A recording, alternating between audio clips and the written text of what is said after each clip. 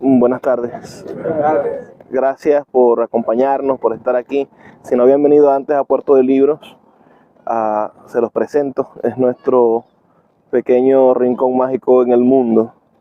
A mí me une con Martín una palabra que él utiliza muchísimo y que yo utilizo muchísimo. Él habla de lo maravilloso. Cada vez que quiere acentuar la belleza de algo, dice que es maravilloso. Y es una palabra curiosa, porque las maravillas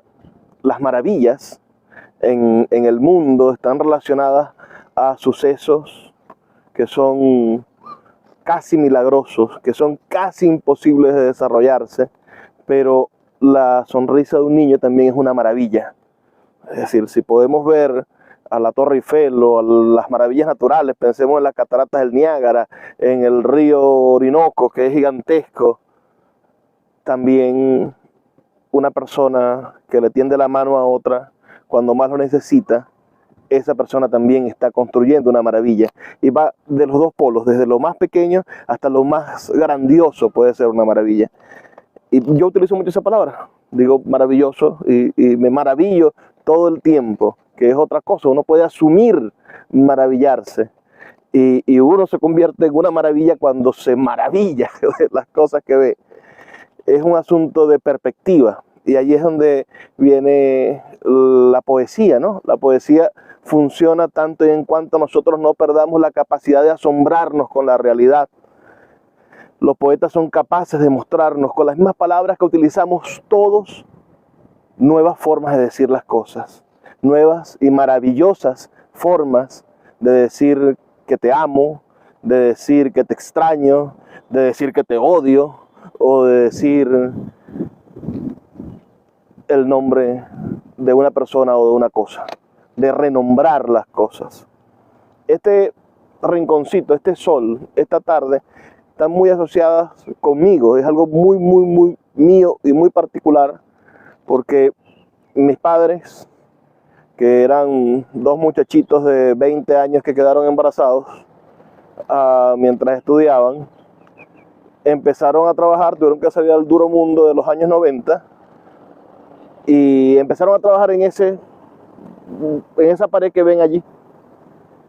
Vendían artesanías, vendían cosas para enamorados, ositos de peluche que hacía mi mamá, etc. Mi papá trabajaba como chofer de tráfico en la línea de Sabaneta, y consiguieron ese espacio en el año 1991. Yo nací en el año 1989. En el 91 consiguieron ese espacio, y desde 1991 hasta el día de hoy yo no he dejado de venir todos los días para la vereda del lago. Conste que cuando vivía con mis padres hace años, que vivía bajo sus alas, vivíamos vía Los Bucares. Y mi papá, que tenía carro y salía a trabajar en el carrito propuesto, lo primero que hacía era montarnos en la mañana en el carrito, dejarnos aquí en el centro y después ponerse a trabajar en el propuesto. Entonces, esta experiencia muy particular mía de ver este jardín, de estar con este cielo, de reconocer el sonido de estos pájaros, de conocer cada uno de los árboles y casi que verlos crecer. La mayoría de los nin que están aquí entraron en el 2005, 2006, cuando Di Martino empezó a sembrar nin en Maracaibo.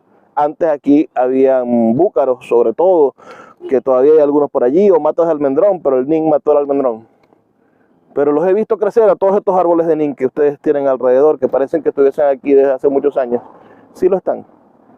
Lo cierto es que mi experiencia, mi territorialidad, mi encuentro afectivo con lo que todos construimos como terruño está asociado con esta esquina del mundo, y por eso no me gustaría jamás renunciar a ella, y por eso poder abrir la puerta de una librería, que es la otra cosa que me apasiona, los libros, en este rincón del mundo que es tan especial para mí, es una manera de compartir con las personas lo que yo siento, la felicidad que siento cuando leo un libro o cuando me encuentro con la maravilla que nos ofrece la imaginación, que es lo que pasa en los libros, la maravilla de la imaginación.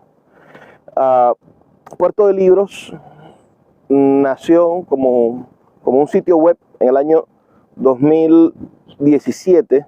Empezamos a vender libros por internet, montamos una página web. En el año 2018 a mi padre ya había fallecido y yo administraba el negocio que ven allá al lado. Ya no nos pertenece ese negocio, estamos en este que es un espacio más grande, más maravilloso.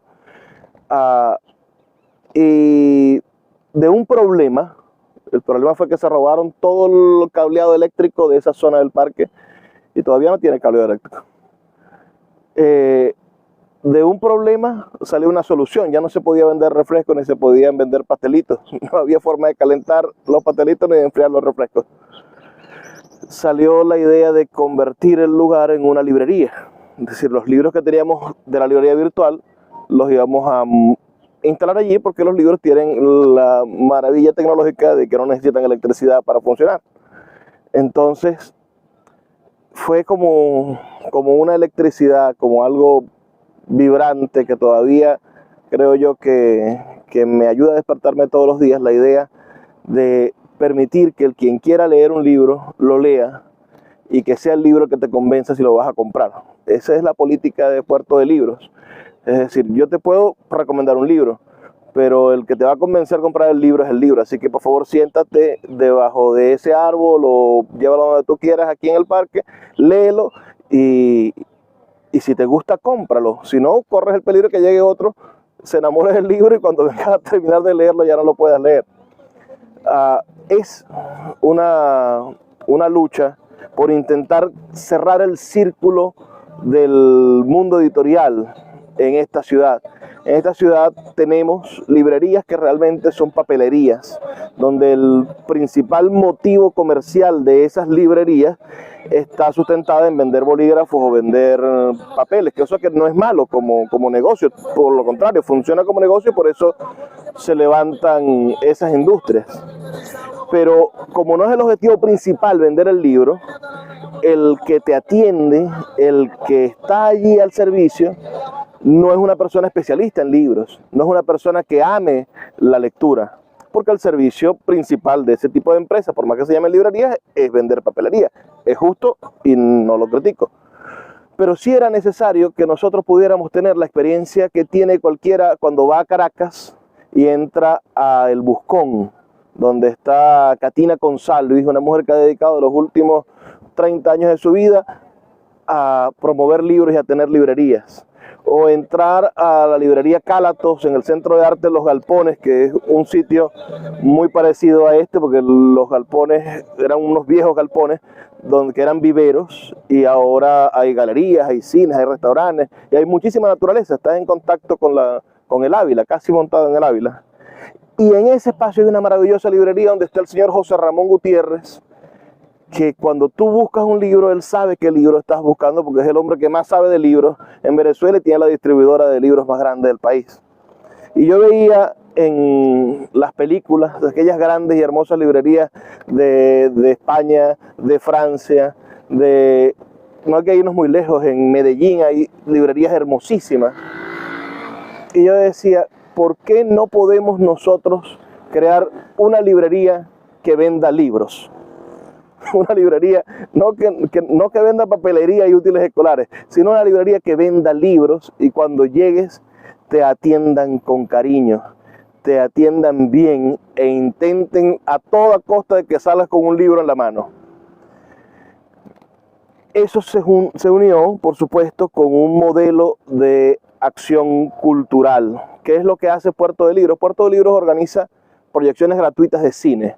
Viernes, sábado y domingo proyectamos cine en esta pared. Tenemos una pantallita de tela y tenemos un videobeam y una laptop y proyectamos cine viernes, sábado y domingo. Porque intentamos que los que vengan a buscar la película se lleven un libro.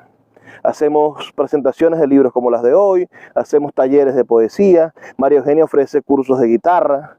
Cualquier tipo de actividad que logre hacer que la gente caiga en la telaraña de los libros. Porque como la telaraña, bueno, cuando tú tocas un libro parece que te quedas pegado a él. Y ese es el espíritu de este Puerto de Libros. ¿Por qué el nombre?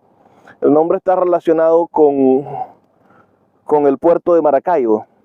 No sé si ustedes han escuchado estas gaitas, el malecón, y todo el mundo habla de las maravillas de bajar. Yo sé que ninguno tiene la edad de haber ido al malecón, pero lo que nos cuentan las crónicas es que nadie, no había teléfono, no había telégrafo, no había manera de comunicarse. Nadie sabía qué traía la piragua. Venía la piragua del sur del lago. Podía traer papaya, melón, café, cacao, podía traer cualquier cosa. Pero nadie sabía con precisión qué era lo que iba a traer. Entonces tú todos los días bajabas al malecón a sorprenderte con las maravillas que traía la piragua. Y hombres como Alexis Fernández en su novela Turbio Fontanero cuenta que las papayas se explotaban de maduras, o que los plátanos eran gigantescos y con un plátano podía comer toda una familia. Esas maravillas, esas cosas asombrosas, hacían que la gente se reuniera todo el tiempo en el malecón, porque ibas a ver qué llegó, qué trajo la piragua. A veces venían 2 o 3 piraguas y estaba el malecón lleno de comida. A veces llegaba una sola. El viaje en barco, en piragua,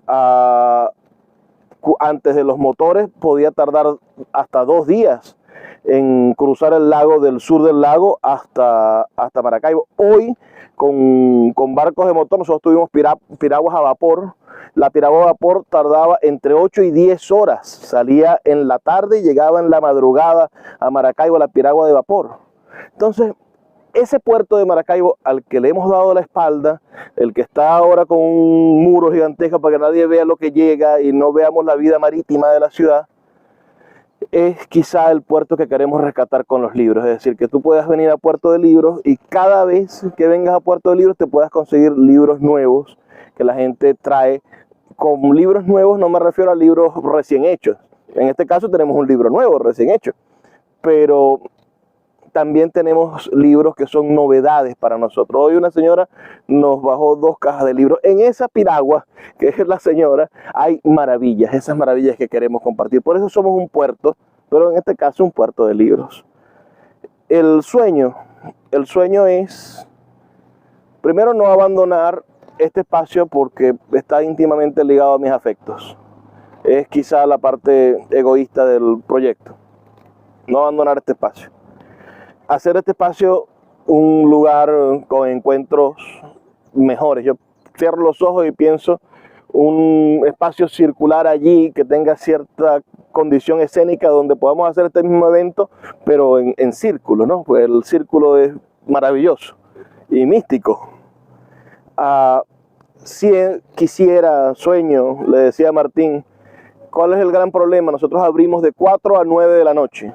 ¿Por qué abrimos en ese horario? Porque ese es el horario donde el clima de Maracaibo nos permite estar sin aire acondicionado. Yo le decía, si logramos colocar un aire acondicionado en este espacio, podríamos abrir a las 8 de la mañana y tener más oportunidades de que la gente caiga en la telaraña de los libros. Darle oportunidades a la gente de que se sienta cómoda y a gusto a las 12 del mediodía, a la 1, en un lugar aclimatado para poder leer, para poder estar y compartir. Y yo le decía a Martín que esto no puede quedarse aquí.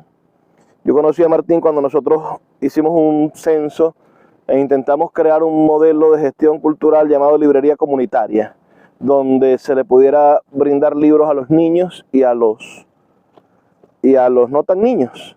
E intentamos y nos dimos cuenta de algo terrible, y es que nuestros niños están escolarizados, pero son analfabetas funcionales. La mayoría de nuestros niños que van al colegio no son capaces de entender un párrafo. Entonces hay que hacer procesos, una reingeniería de alfabetización. Tenemos que salir a alfabetizar a nuestros niños para que dejen de ser analfabetas funcionales. Entonces este proyecto debe de crear un marco de gestión que sea autosustentable para no depender mañana de los políticos, para no depender del cambio de gobierno, para que no nos pase lo que nos pasó allá, por ejemplo. Estábamos con la librería allá y al alcalde de turno se le ocurrió que había que cerrar la librería y la cerró.